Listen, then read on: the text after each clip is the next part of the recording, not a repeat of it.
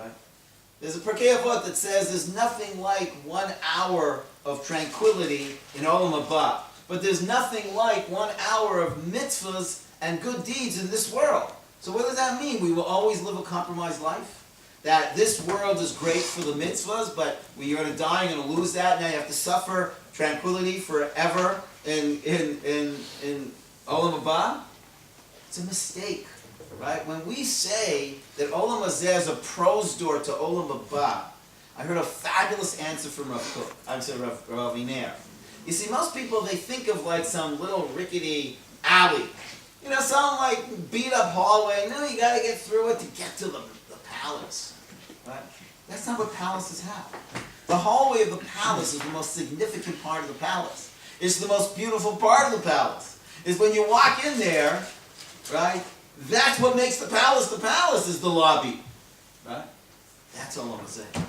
Olam Hazeh is nested within Olam Haba. What you're going to realize is you've been sitting in Olam Haba the whole time. But right now it's just the background. And Olam Hazeh is the figure. When you leave this world, Olam Hazeh will be the background. And Olam Haba will be the figure. But the truth is, there's no Olam Hazeh without Olam Haba. There's no Olam Haba without Olam Hazeh. If we walked into the Beit HaMikdash and we asked the Kohanim over there, is this a spiritual place or is this a physical place? What would they say? Yes. They'd say yes. Actually, they say, I don't know what you're talking about. They wouldn't even know what you're talking about. Because it didn't have dualistic minds. Right? We have fallen into dualistic minds. We are under the influence of the Greek way of thinking. We have Greek minds. Right? The Torah mind sees the opposites as two sides of one coin, emerging from each other. Let's look at one more picture. All right.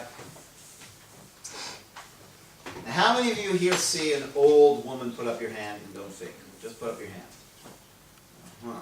Okay, that tells me a lot about you. Okay. And how many of you see a young woman here? Uh-huh.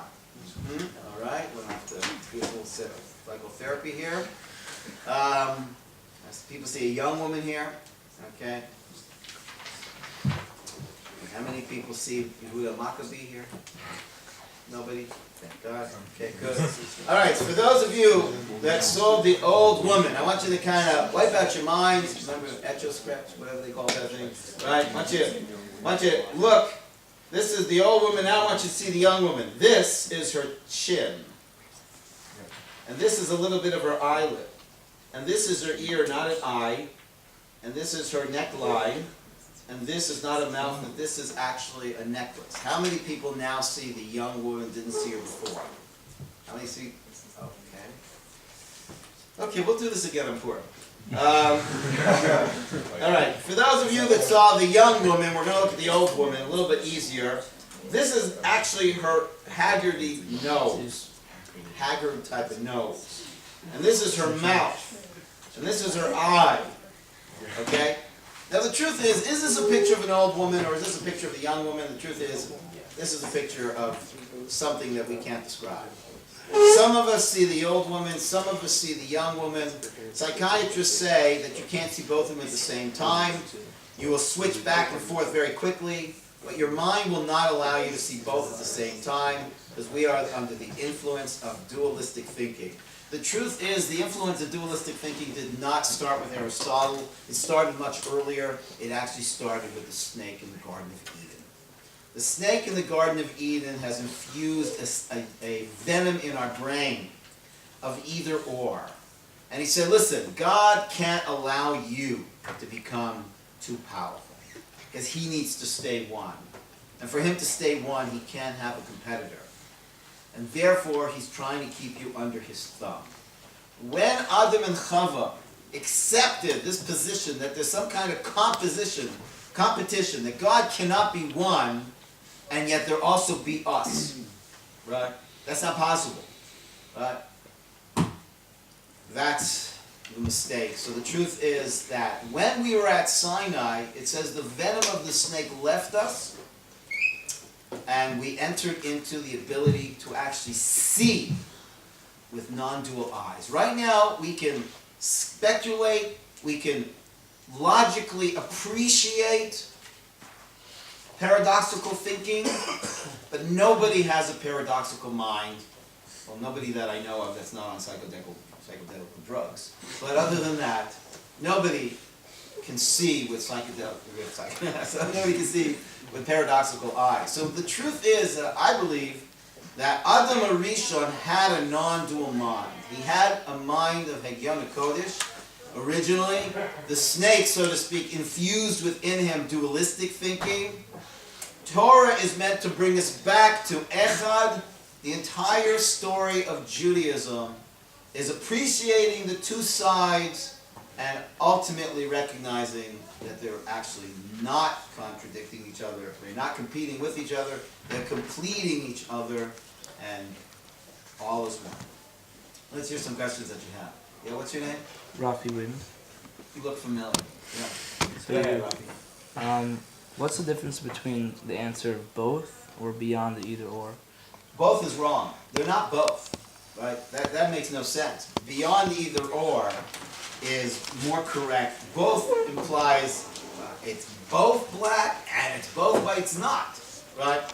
It would be more correct to say that it's a reality that's beyond the either or, and same thing with this. Is this a picture of a goblet, or is this a picture of two people looking at each other? The truth is, we don't know what it is.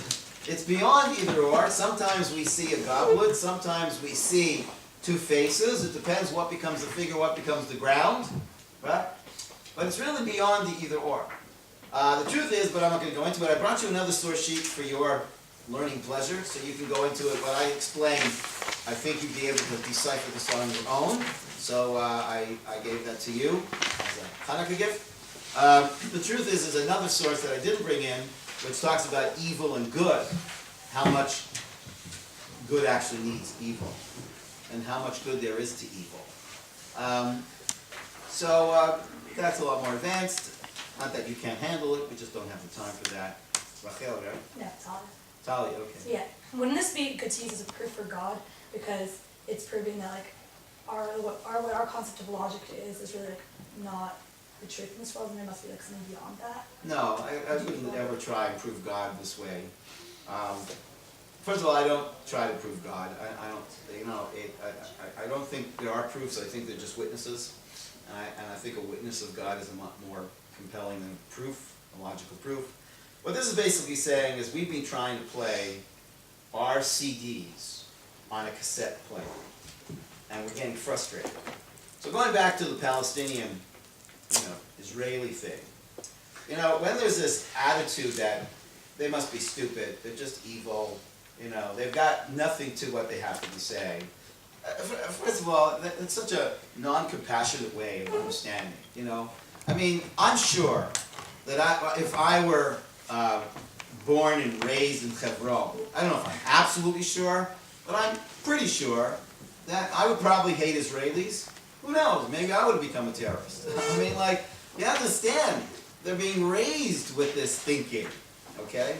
And so, and they do feel victimized, right? They do feel that we've conquered them. So, yes, they feel that way, and you have to honor the fact that they do feel that way. And there's a real situation here that's just not going to go away, okay? And you have to understand that the Jewish people have always had someone to argue with. And the truth is that they're not, in the deepest depths, our enemy. So that's one of the understandings of Shalom Aleichem, Friday night. There's the Yetzer Tov and the Yetzer Hara. On Shabbos, we say, Shalom Aleichem, Alechi Sharet, Alechi Shalom. We say, welcome, you angels of peace. One understanding is we're welcoming our Yetzer Hara and our Yetzer Tov. And on Shabbat, we're allowed to realize that a Yetzer Tov was part of our Yetzer Hara. Right? And our Yetzer Hara was part of the Yetzer Tov. And you wouldn't have had a Yetzer Tov without a Yetzer Hara. But then, does that mean I should give voice to my Yetzer Hara? No. You have to decide. The Yetzer Hara is supposed to be the background. The Yetzer Tov is supposed to be the figure. That's the choice. Okay? That's the choice. So let's hear some questions. Zach or Zachariah, which one is it? Or, I think here they call me Scar, so we'll Okay, go yeah.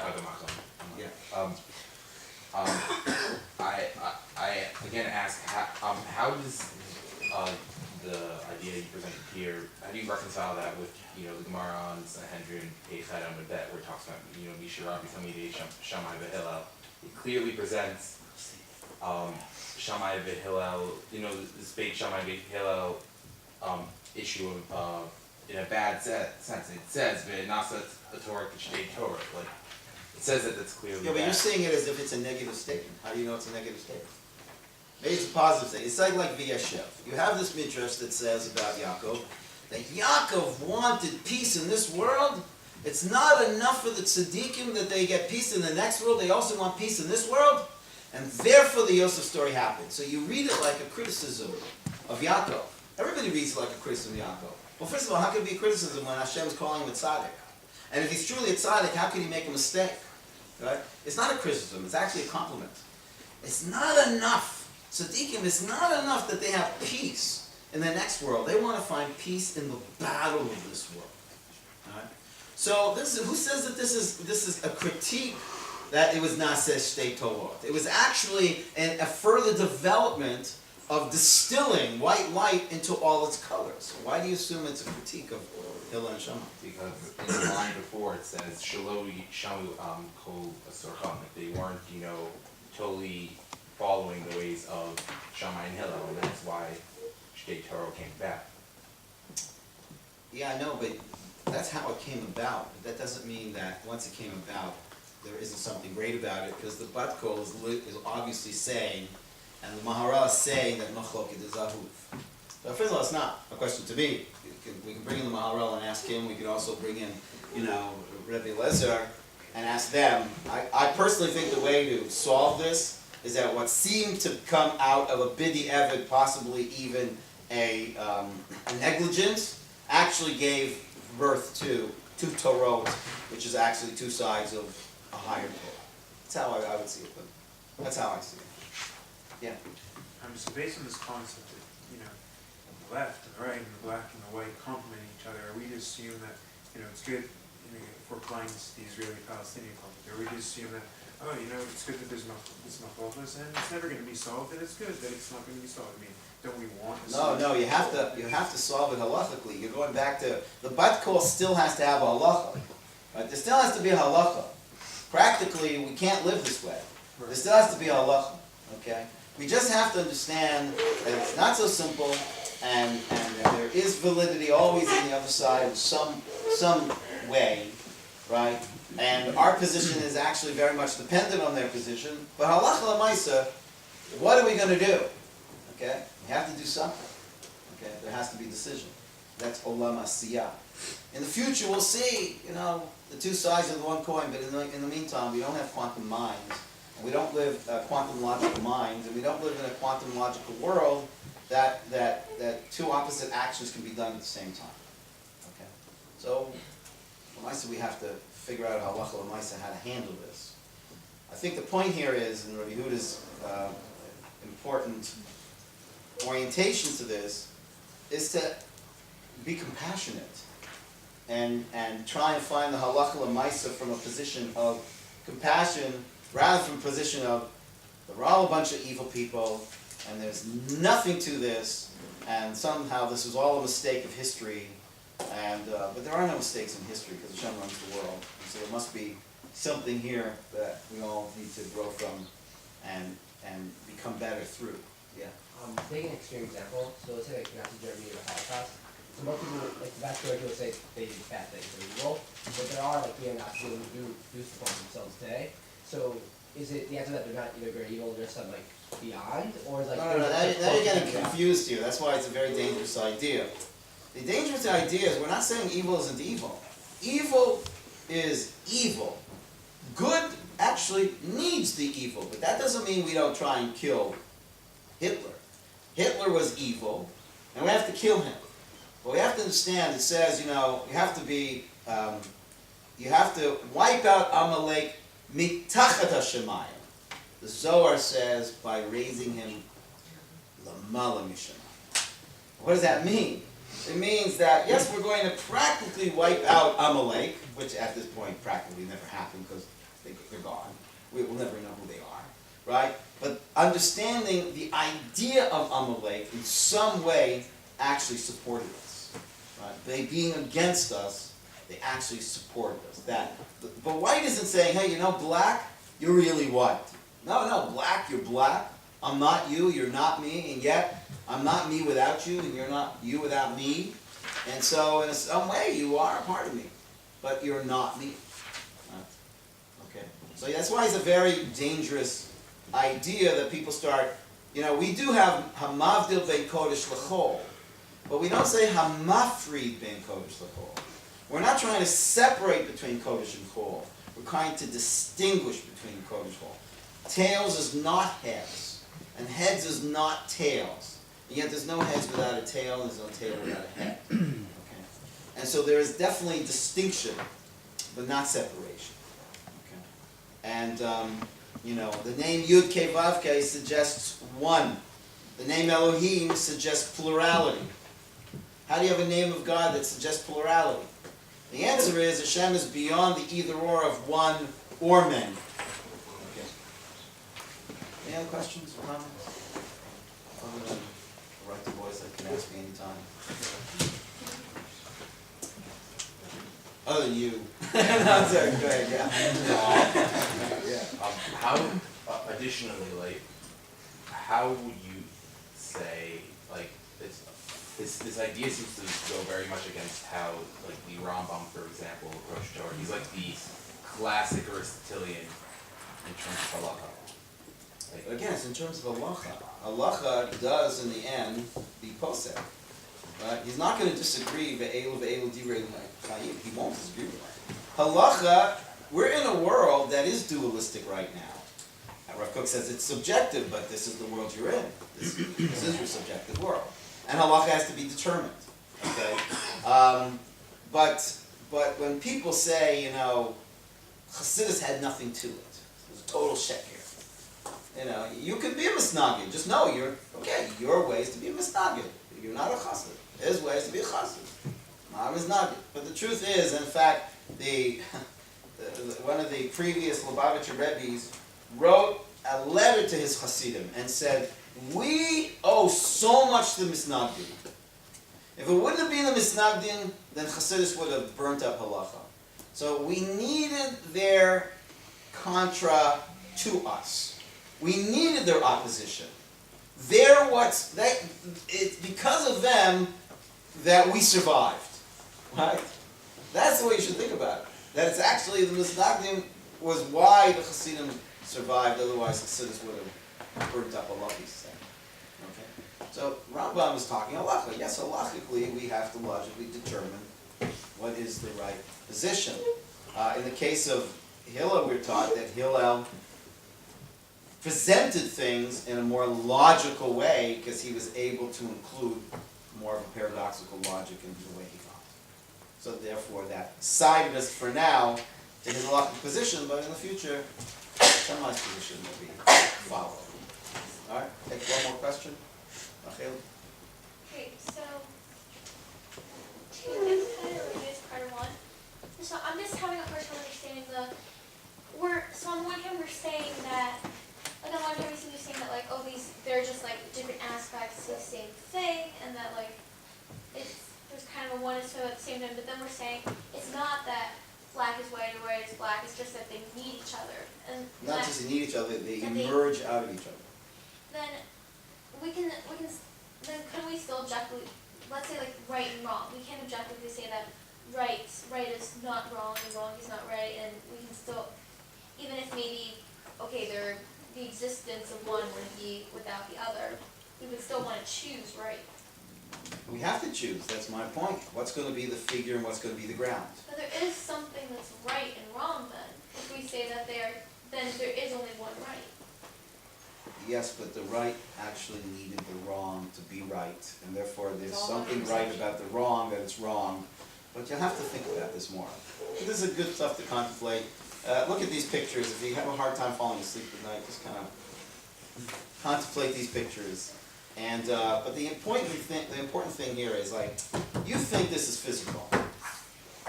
Your mind is telling you this is physical. This is just as spiritual as this is physical. Because what is it that's keeping all these atoms together? They are non-physical principles that are holding all these atoms together. They're saying, why is this edge stopping here?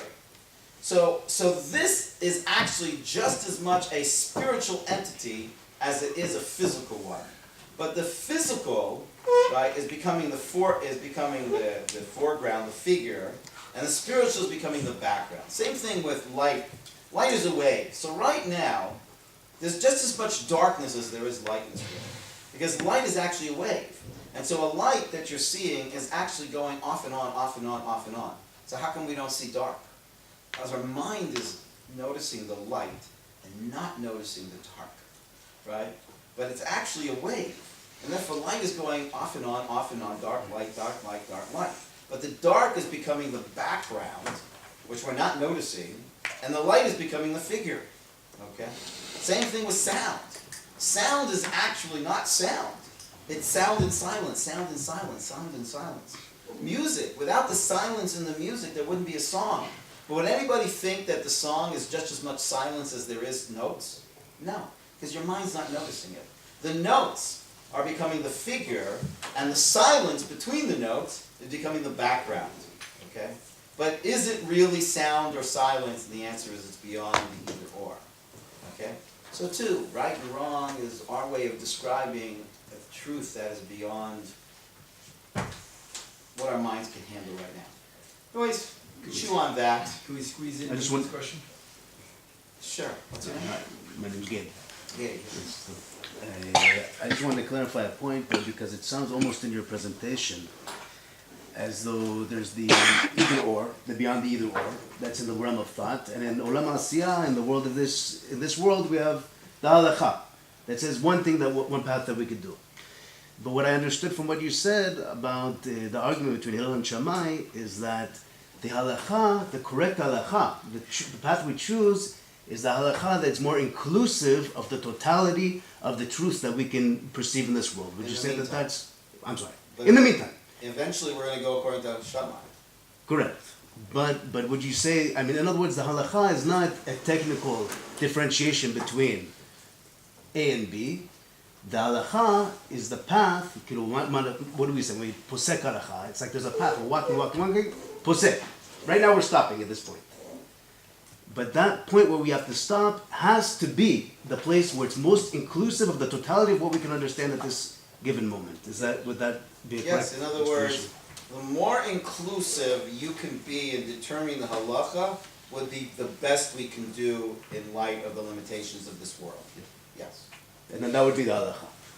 Yes, personally that's why I became very drawn to the teachings of Rav Kook, because I found that Rav Kook is the most inclusive thinker that I found. Part of it has to do with the timing, because he comes at a time where here's a gadol who has studied secular philosophers as well as studied the great works of the Hasidic masters, the Zohar, is more inclusive. And so and Rav Kook even talks about that we're going into a direction of more inclusiveness, which is the meaning of Kedusha. Kedusha is inclusiveness. And so what's going to happen is, like, once upon a time, Hasidim Misnagdim were Misnagdim. And suddenly you see all these Misnagdim singing Shlomo Carlebach songs. And what you're going to see is that there's going to be a little bit more inclusiveness where, again, black will be black, but it'll recognize the dot of white inside it that is really deep within it also.